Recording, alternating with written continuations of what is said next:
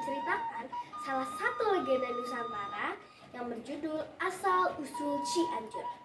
Cerita ini berasal dari Jawa Barat.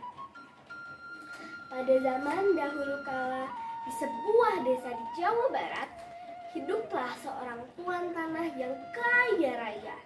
Ia memiliki banyak tanah di desa tersebut.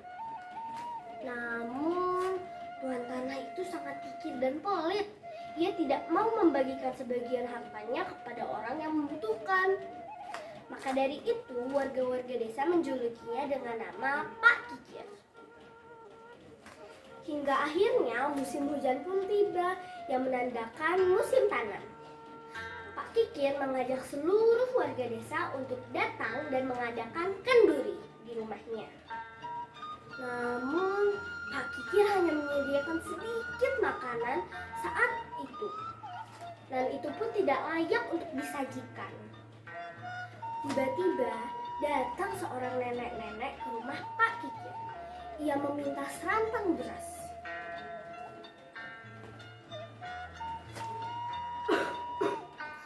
Tuan, tolong berikan saya serantang beras. Saya belum makan dari kemarin, kata nenek tersebut sambil memohon kepada Pak Kikir. Aku tidak akan memberimu serantang beras, Nek. Lagi pula persediaan berasku sudah menipis. Pergi sang nenek, jawab Pak Kikir mentah-mentah kepada sang nenek.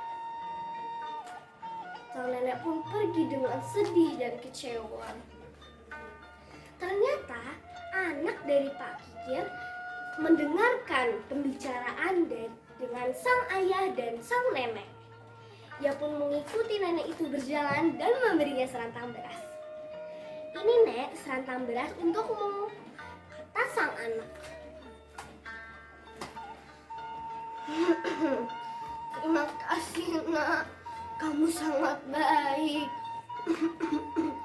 Oh iya Nak, pada malam hari saat hujan tiba, segeralah kau pergi dari desa ini. Ajak seluruh warga desa untuk pergi dari desa ini,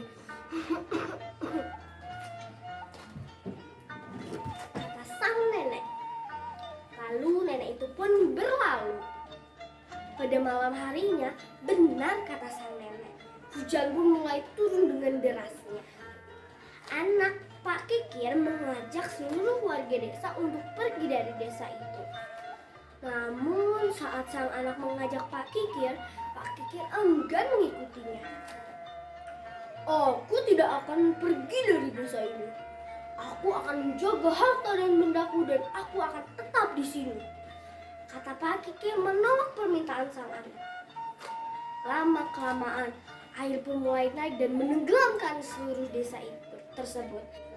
Keesokan harinya, warga-warga desa melihat desa mereka telah tenggelam. Mereka sangat sedih melihat hal itu dan mereka pun pergi meninggalkan desa tersebut. Beberapa tahun kemudian, mereka menemukan lahan baru untuk dijadikan desa. Sang anak diangkat menjadi pemimpin desa. Ia memimpin dengan bijaksana. Ia membagikan lahan dan tanah di desa tersebut dengan adil. Warga-warga desa di situ sangat mematuhi anjuran dari pemimpinnya. Dengan sistem irigasi yang baik, desa tersebut dipenuhi dengan sawah yang banyak dan beras dengan kualitas yang bagus dan melimpah. Sejak saat itu, desa itu dikenal dengan nama Cianjur. Ci yang artinya adalah air, Anjur yang artinya adalah warga-warga desa di situ mematuhi anjuran dari pemimpinnya. Pesan moral dari cerita ini adalah kita tidak boleh mempunyai sifat kikir dan pelit.